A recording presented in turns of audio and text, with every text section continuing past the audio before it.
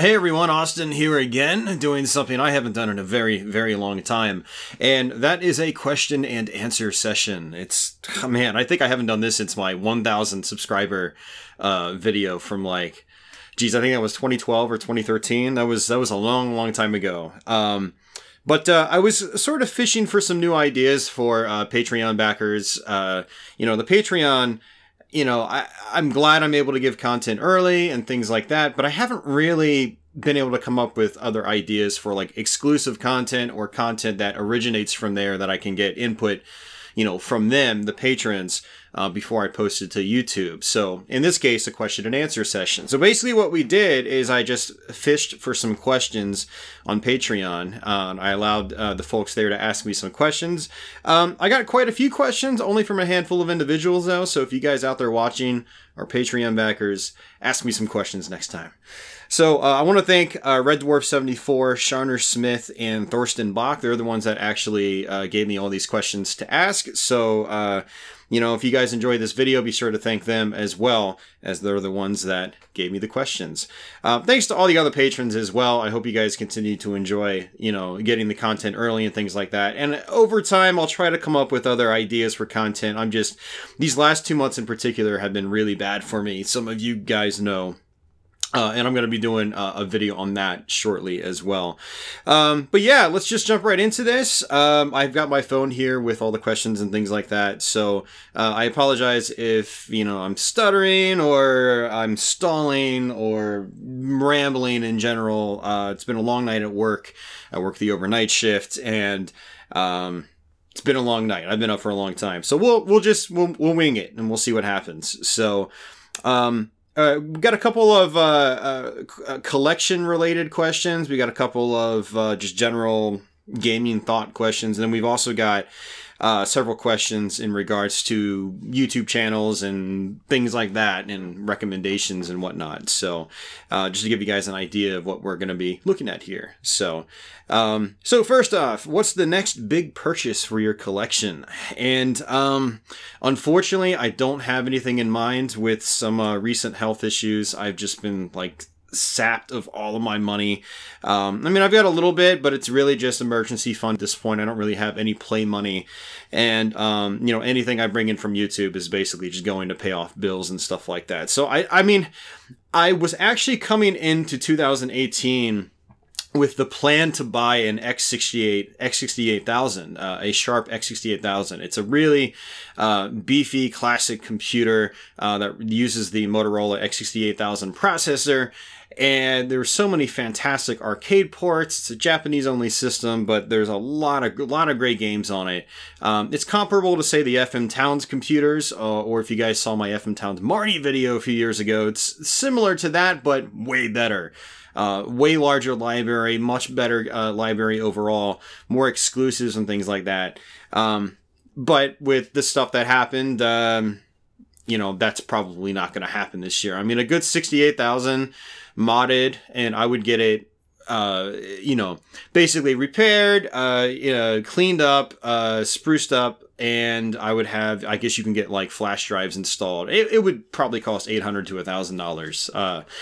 Not going to be able to afford that. So that was going to be my main big purchase this year. That's not going to happen. Now, before I actually kind of got struck with some health stuff a couple months ago, I did actually, I was thinking about my financial situation and I was like, I need to do something about this. And so I sold all of my pinball machines, unfortunately, which was kind of hard to do, but I've got a lot of places to play pinball locally. I still have a machine in my apartment, which is a friend's. It's going to be here forever, probably. So it's like I can still play pinball. I just don't have my own. And basically, why I'm mentioning this is I did have a little bit of money. And with that cash, I actually went and invested in a bunch of things that I thought would help me with various things, either games or flashcards I've needed for a long time, hardware for the stream. And then this guy right here, this awesome digital camcorder from, it's old, but it was basically semi-professional at the time. And I was looking at some videos. I was actually eyeing, you know, modern prosumer camcorders for my YouTube channel. I want to start doing videos where I can like zoom in onto my consoles and hardware and just anything I'm talking about, get a really nice sharp image that looks, you know, more professional than with this cheap camcorder right here. And so I bought this. It was expensive, but it cost much less than a modern prosumer camcorder. And I get all the functionality of kind of like a professional camera. It's got a Carl Zeiss lens. It really is great. Unfortunately, it's got a problem, which is why I'm not using it right now. And that's actually one of the big things that put me off from doing this Q&A session for so long, is I was fishing for these questions back in like January. It's been a while. And I was waiting to get this camera, and I got it about 3 weeks ago. And then I spent some time waiting to toy with it. And then I really tried playing with it a couple days ago. And it turns out the focus ring doesn't work. So it can actually still get really zoomed in images, and they look, you know, razor sharp, which is great. But for me, if I'm going to capture my face, it can't even get my whole face in the frame while still remaining sharp. So that was an expensive purchase before I ran into my health issues, which sapped me of the rest of my money. And then I did buy something else around the same time, actually. So since I'm not really going to be getting anything else big this year, I figured I'd show off the couple things I did. So there was that camera, and then I bought this guy. This is a Hori RAP Pro V joystick. It's for Xbox One and Xbox 360, and it'll also work on PC. And this is Hori's basically like top-end joystick that they sell. I had the EX2 and ended up trading it in after I bought this. It was a good stick, but you know, they cost $40 or $50, and you know, you get what you pay for. You know, it's cheaper parts and things like that. This was much more expensive. I think they sell for $150 now. And very nice buttons, very nice joystick, very nice base. It's even got a handle function down below, so you can pick it up easily. It's got pads on the bottom so it doesn't slide all over your table. That's a great feature, and it's just awesome. And what I really like, what really got me to get it, was the fact it was multi-system compatible, because not all my 360 shmups are compatible with Xbox One. And, you know, there are some games that are only on Xbox One, like Battle Go Rega just came out, and Dagon Feveron came out just recently. Really obscure shmups ported by M2. And so I wanted to stick with the Xbox One, but I also wanted it to work with the 360. And fortunately, Hori is being very forward-thinking with their sticks now, and you know, they've got a switch. You can basically flip from 360 mode to Xbox One mode. So, but yeah, these are basically the two kind of like expensive things I did buy before I was hit with my health issues, which ended up sucking the rest of my, or I should say, sucking my money away and putting me into kind of like the danger zone. I mean, I'm not really in danger financially speaking. It's basically, you know, if like my car breaks down, sure, I can pay for it, but then I'm out. So, no more expensive things, no more big purchases this year, unfortunately. And I know that was a long-winded answer, but hopefully you enjoyed that. Next question is, what is your favorite thing in your collection? And I'm not usually one with favorites. I've played so many games, and I've experienced so many things in this hobby that it's really hard for me to have a very specific favorite. Like maybe with like I'd be able to name like a top 5 or top 10 list, and of course like Castlevania and Doom and Radiant Silvergun would be on there. But like an absolute favorite, especially when it comes to my collection, I'm gonna have to be vague and basically say my favorite thing in my collection is a subset of things in my collection, and that is boxed game consoles. I love collecting boxed game console. So here's an example here. This is just a Nintendo Entertainment System. Decent shape. I like to have my stuff in decent shape if possible. It's not like bent. Like it's got some bends on the edges and things like that. It's nothing crazy, but just about every console in my collection I try to have boxed.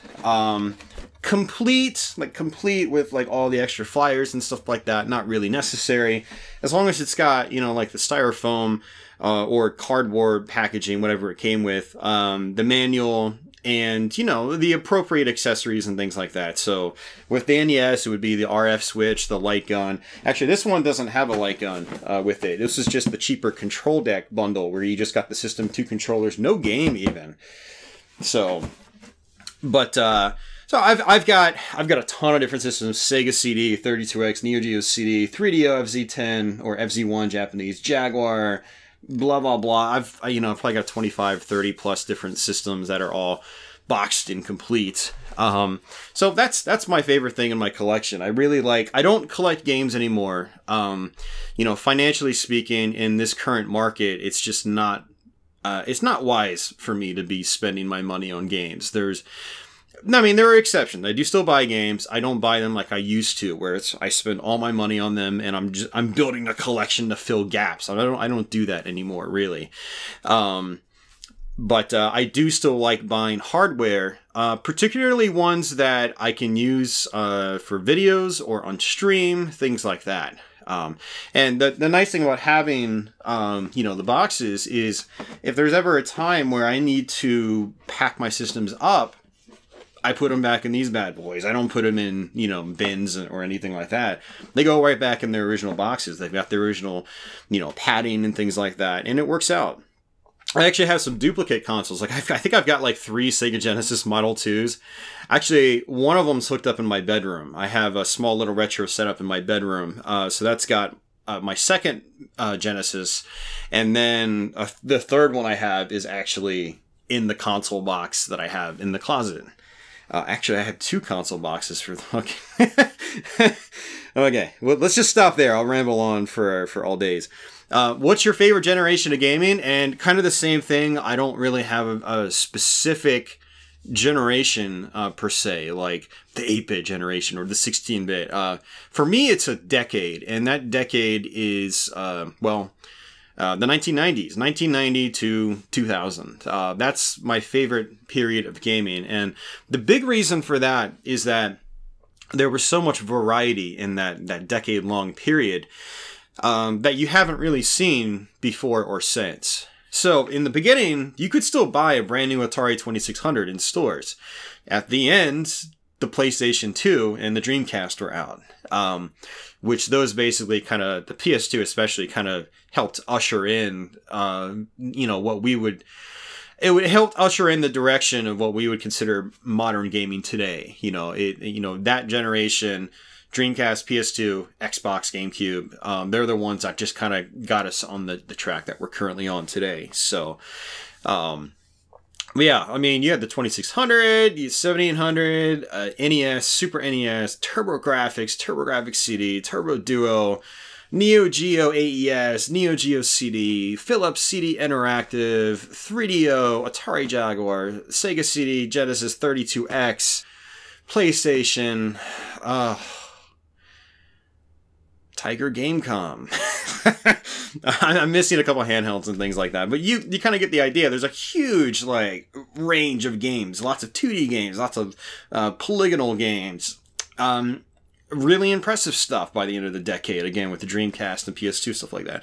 So I absolutely love the 90s when it comes to gaming. I mean, I have a soft spot for the 90s in general because I grew up during it. A lot of, it shaped a lot of my music tastes today and things like that. But as far as video games, I think many games from that period have aged quite well and are a ton of fun to go back to today, which is why we still play them today. I think more so than some other generations. I mean, every generation's great to one extent or another, but I'd say the 90s is absolutely my favorite decade of gaming.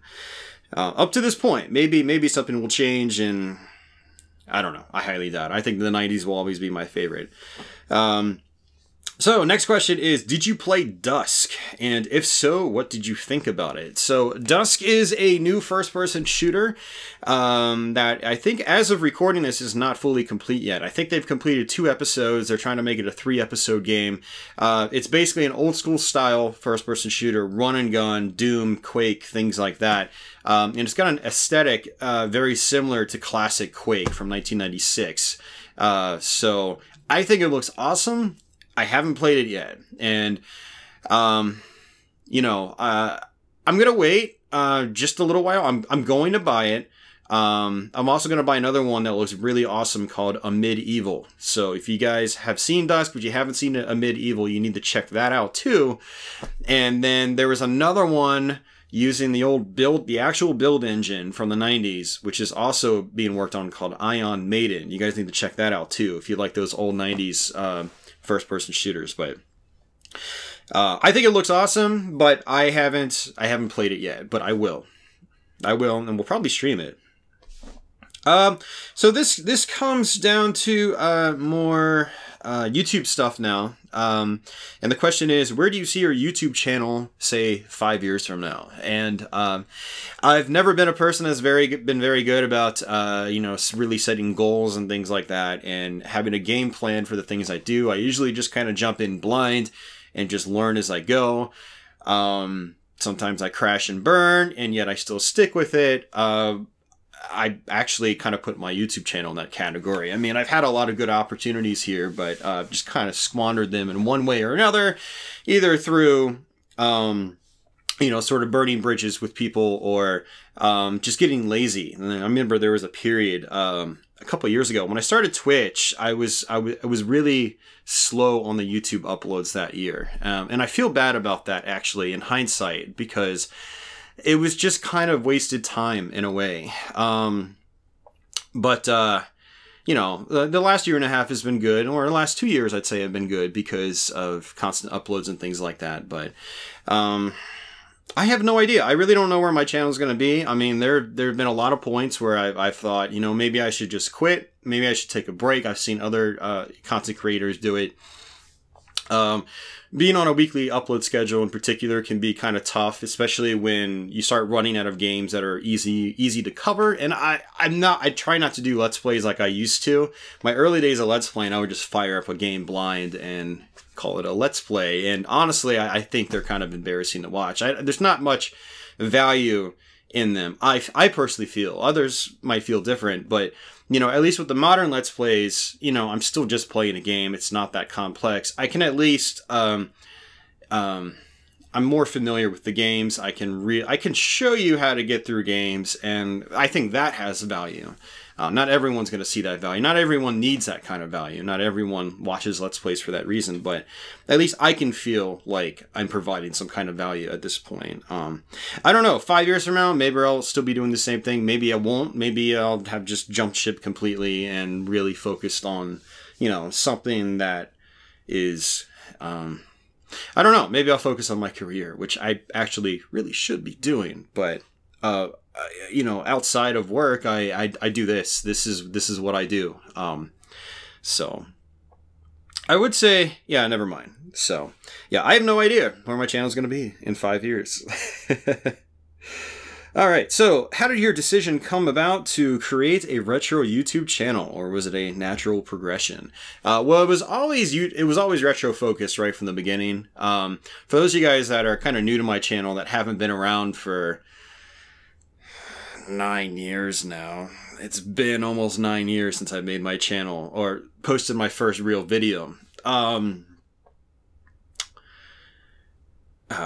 If that ever gives you, if you ever wonder, like, why was he gonna quit? Just, I've been doing it for 9 years, so it's been a long time. So just yeah, keep that in mind if I ever jump ship or something, or decide to go on like hiatus or something. Yeah, I mean, so 2009 was a really weird time for me. I made let's go back a couple years. This is a story some of you guys have heard, some of you haven't, but I'll tell it anyway. And this is going to be a really long Q&A session. 2007, I quit I had a call center job. I quit. That was probably one of the dumbest mistakes I made. Yes and no. I mean, it was dumb at the time because it basically put my career path in jeopardy. I had no idea what I wanted to do. It put my line of steady work in jeopardy. I've worked the most amount of jobs I've ever worked in that 2-year period from 2007 to 2009. And as a result of that, I had to sell pretty much every console I had. I had 0 game consoles. And I had to resort to like PC games and emulation. I still had my computer because I had to reach out to the internet and things like that. But yeah, it was tough. And but in late 2008, I got a call from a recruiter. They saw one of my old IT certifications. It's just your basic A+ certification. Anybody can get it. But I got it in high school. Didn't do anything with it. Which that's a whole other topic right there. Kids, don't use me as an example of how you should grow up, because I made a whole lot of bad choices. But yeah, they saw that. They saw my call center experience, and it was going to be for an IT help desk, basically call center help desk, and it required a government clearance. So, they basically signed me up, and I had to wait, a good 6 to 8 months before I got the final word, because that's how long the clearance takes to process.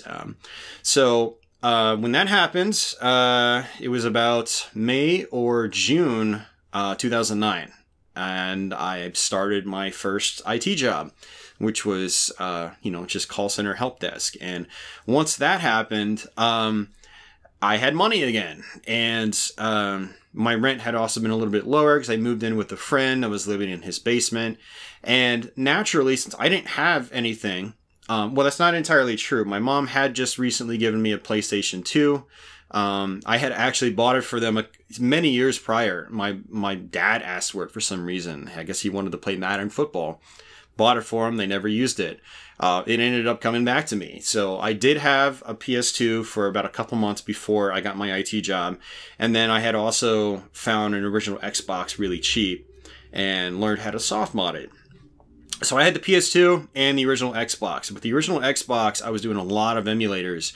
I got the Sega CD on there, 32X, Game Boy Advance, Super Nintendo, Genesis, NES, all that stuff. And I was really going down memory lane with those things. And, as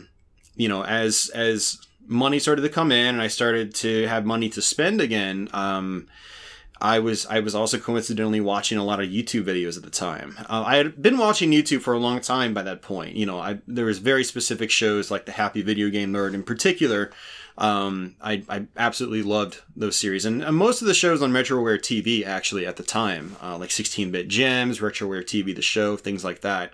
Absolutely loved that stuff. But I had also started to find this kind of weird part of YouTube, where it was people just sitting in front of a camera talking about their game collection, or in the case of someone like Luke Morse, pointing a camcorder at his TV, talking about a game.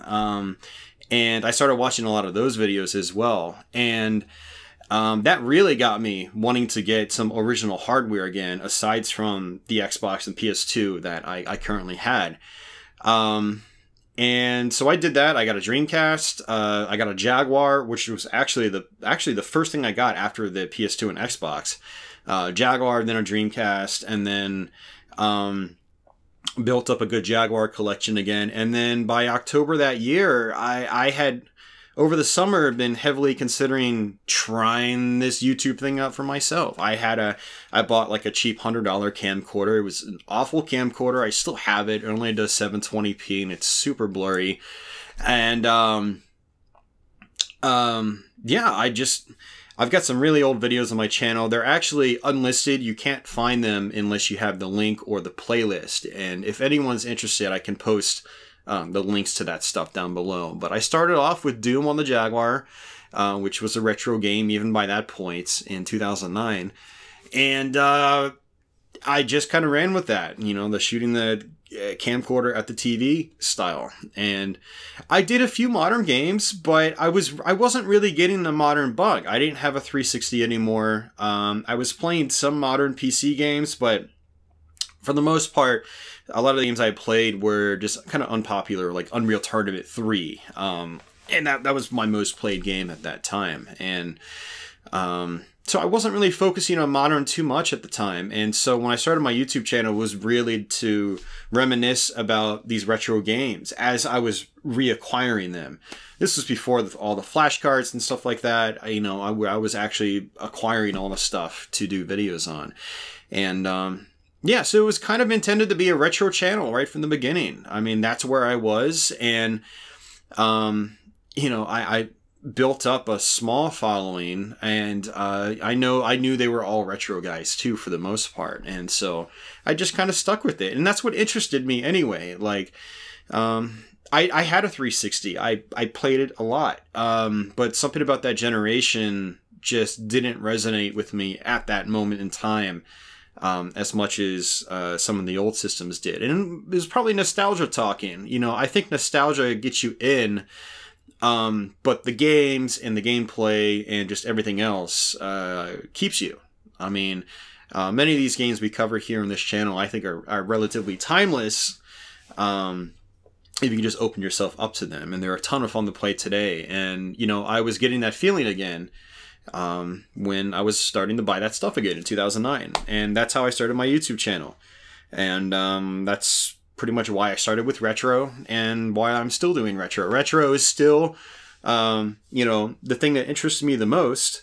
And, you know, that actually feeds into this next question perfectly, because the next question is, what is your view on modern gaming? And I still do retro gaming probably 95% of the time, maybe even more if you really get down the numbers. But I like modern gaming. My big issue with modern gaming right now is I just don't have the time for it. There's a lot of games out there that are big open world games and things like that. And when I say modern gaming, I mean like the cutting edge stuff that you couldn't have gotten 10 years ago. You know, I'm not talking about, there's a lot of great indie games and things like that, retro inspired. They could have been done 10 years ago. They could have been done probably 20 years ago on certain types of hardware. But yeah, when I say modern gaming, I really mean like, you know, the modern, you know, 3D polygonal stuff. Doesn't have to be AAA, but, you know, stuff that can only be done with modern day hardware. And I like what I see. I just don't have the time to get into it a lot of it. I haven't played Grand Theft Auto 5. I haven't played Skyrim. I haven't played any of the Witcher games or anything like that. The most modern game I played was Doom 2016, and that was a retro game. You know, when you get down to it, it's an old school game with a modern school coat of paint. It's an amazing coat of paint. It's one of the best looking games this generation. That's one thing I actually miss about the older days is those moments where I was really impressed by what I saw on screen visually, and Doom 2016 gave me that feeling again. Yeah, I just don't have the time for it. I like what I see, I just don't have the time for it. Now, I'm not the biggest fan of, you know, certain practices like huge game installs and constant patches and downloads and things like that. I've got really great internet. I pay for the best internet package you know, my service has to offer, but even then it's still very inconvenient. Or I'll fire at my Xbox One and sorry, you can't do anything till you updated your console. Would you like to update now? It's like, no, I want to watch Netflix now, dicks.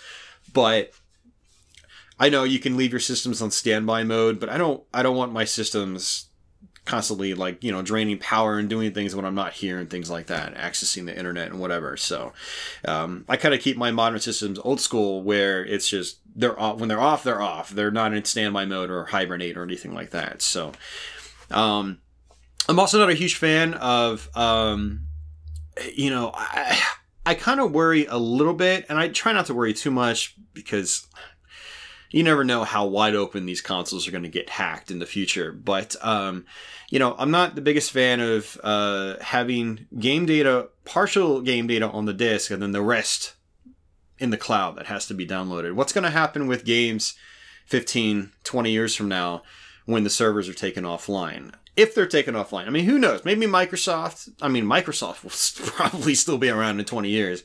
Sony, probably up in the air, but I mean, their PlayStation line does really well. I mean, who knows if those servers are still going to be around. Microsoft has done really well with offering 360 games to download on Xbox One. But, I mean, who knows how long they're going to support that, you know, those old pieces of software from 2005 and 2006, for instance. But I've got my qualms about, you know, modern gaming. But, I mean, the games themselves, I think, are cool. I will say I'm not the biggest fan of, like, super linear, story-driven games.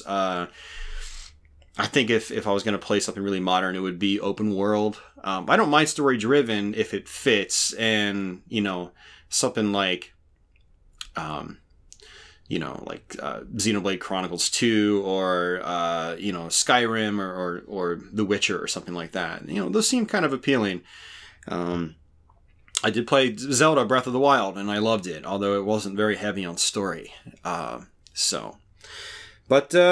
I seem to have exited out of my Q&A session, so let's go on to the next question. That is my view on modern gaming. So it says, aside from your retro YouTube channel and pinball channel, I do have a pinball channel on YouTube.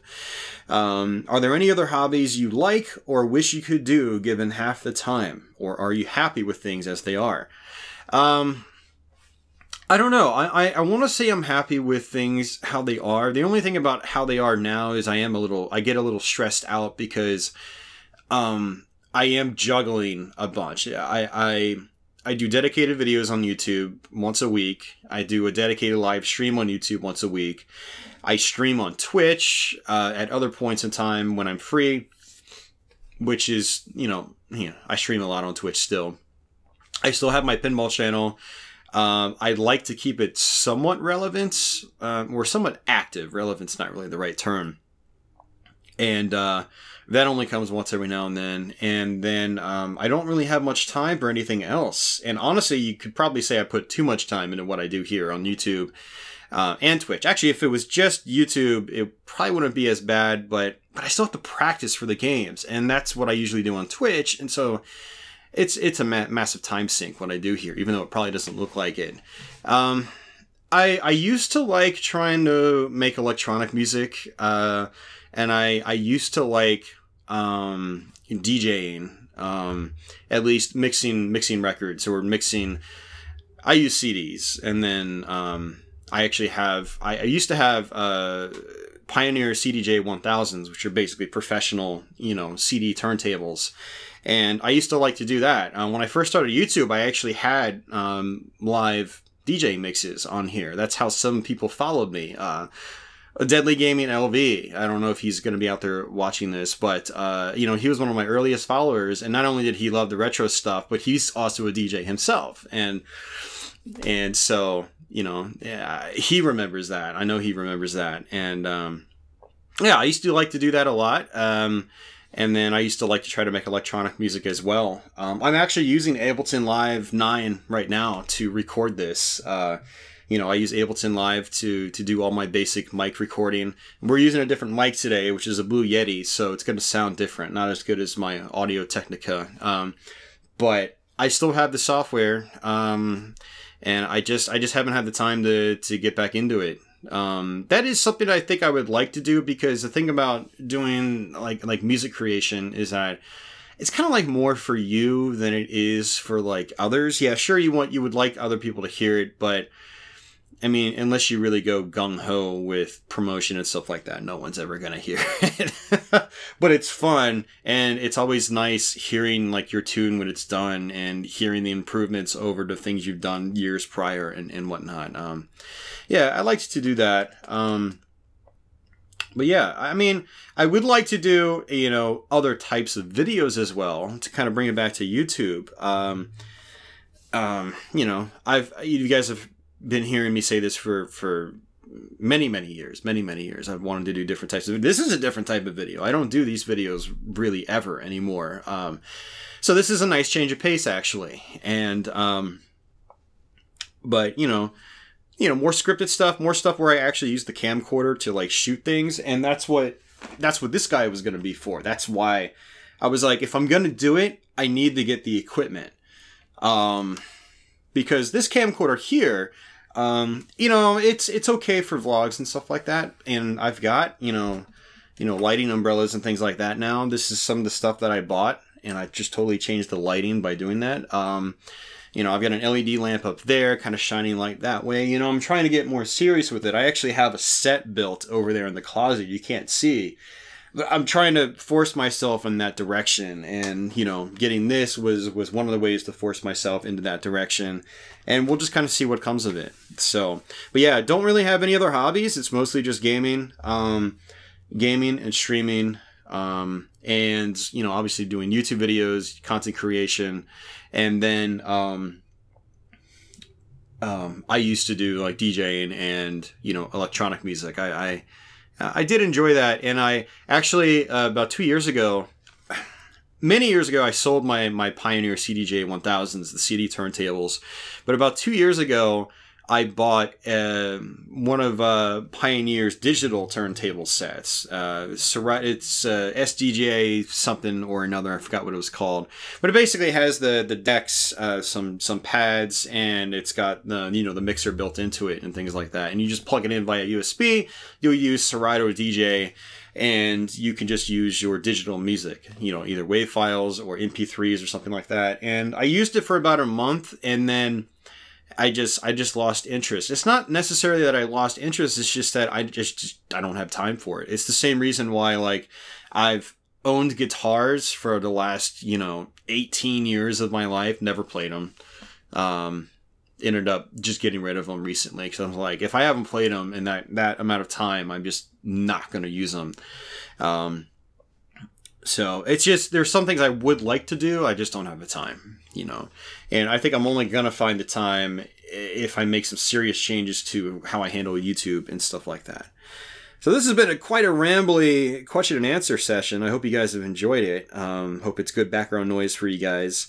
Let's see. And this is the last question, actually. What starting advice would you give to those looking to delve into the retro scene?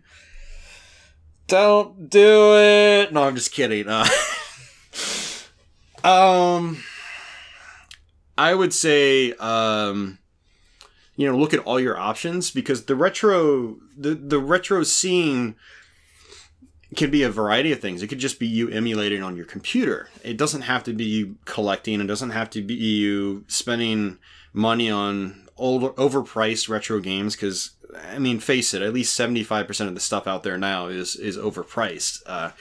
As someone that's been there since day one, basically, the stuff is overpriced, and it's hard to recommend a lot of the games to people nowadays based on what they cost. But there's a lot of different options. You can emulate. I say don't feel bad about emulation. If you're enjoying the games, that's all that matters. I'm not a hardware purist. I'm not an emulation purist. I say play whatever works for you. And there were times in my life, going back to my story from earlier, where I had to emulate. It's all I had. And it got me by, along with, other cheap Steam games and things like that. But I would say look at your options. And this is just if you're just strictly talking about getting into like playing retro games. If you're just talking about getting into playing retro games, analyze all your options, figure out what you're comfortable with. If you want to go spend $150 on Dragon Force or something like that, be my guest. It's your money. It's not mine. Although I will scoff a little bit, if I did it recently, so I can't. Okay, never mind. But yeah, I mean, you could do real hardware, you can do emulation.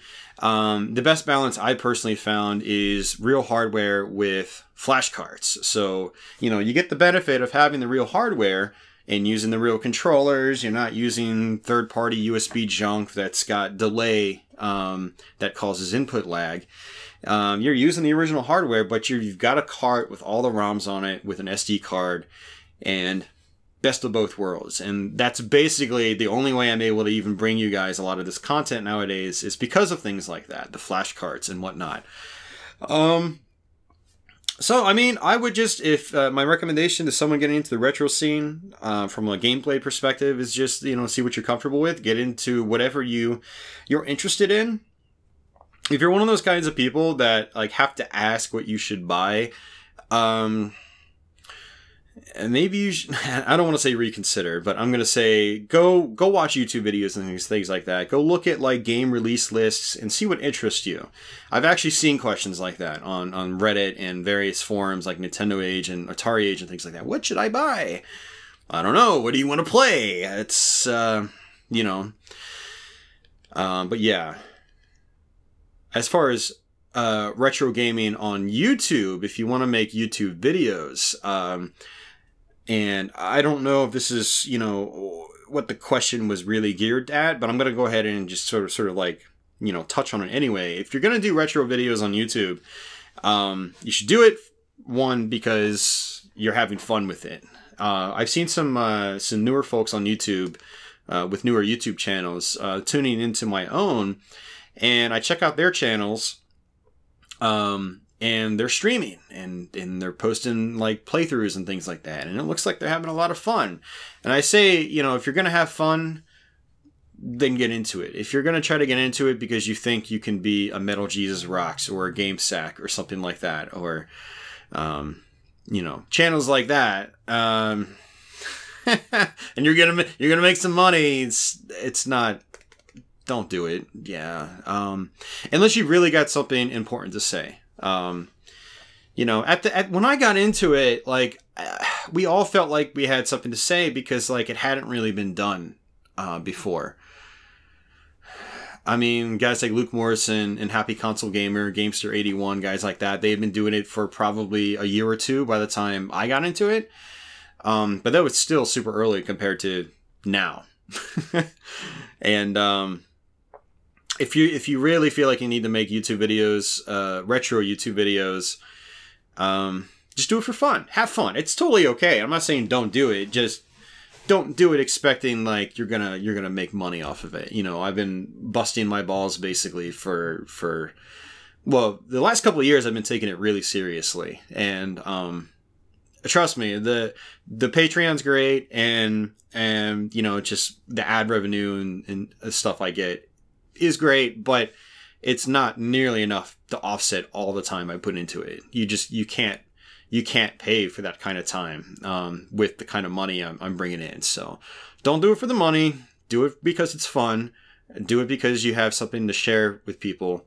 For me, you know, I can get burnt out at times, but I'm at least sharing tips and tricks and things like that. I feel like I can still provide a little bit of value, you know, for the people that are looking for the kind of value I'm trying to give. So if you got something like that, then go for it. I'd say don't get into it trying to, you know, spout off the same Wikipedia information that everybody's been doing for the last 10 years. It's one reason why getting into the live streaming is so great, because you don't have to worry about like really kind of what you're saying. You're just there having fun with the audience, you know, the people that are there watching you, and you're playing the game. I watched a stream last night from another fellow newer streamer, and it was a lot of fun. He was having a lot of fun. The people in the chat were having a lot of fun. If you're having fun, then I say go for it. So, but yeah, that's pretty much that. That is the question and answer session. Patreon backers out there, if you have any questions in the future, be sure to send them my way. And if I ever reach out to you, or, you know, reach out in a Patreon post asking for questions, be sure to drop some, because without questions, you know, these question and answer sessions just probably won't happen.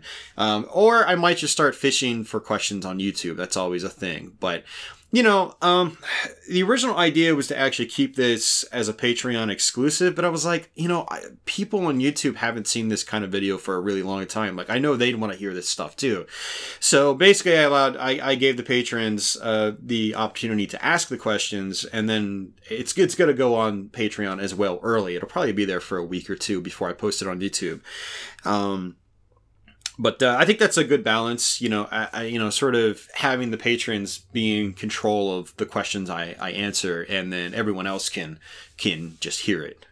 So, you know, it's good having like exclusive perks and things like that on Patreon. I haven't been the best with doing that. You know, I am very adamant about giving you the videos early and ad free and stuff like that, and being consistent with that. But I haven't been the best with trying to come up with exclusive content. But I'm also just really busy just trying to keep up with the content that I'm making. So, but yeah, if you guys have any questions or comments or anything, as always, you know, be sure to post them in the comments section below. Hope you guys enjoyed this video. Hopefully we'll be able to do some of these videos or a video like this again sometime soon. And yeah, I'm trying to think of anything else to say, and I can't really think of anything. So, yeah, thanks for watching, guys, and until the next one, take it easy.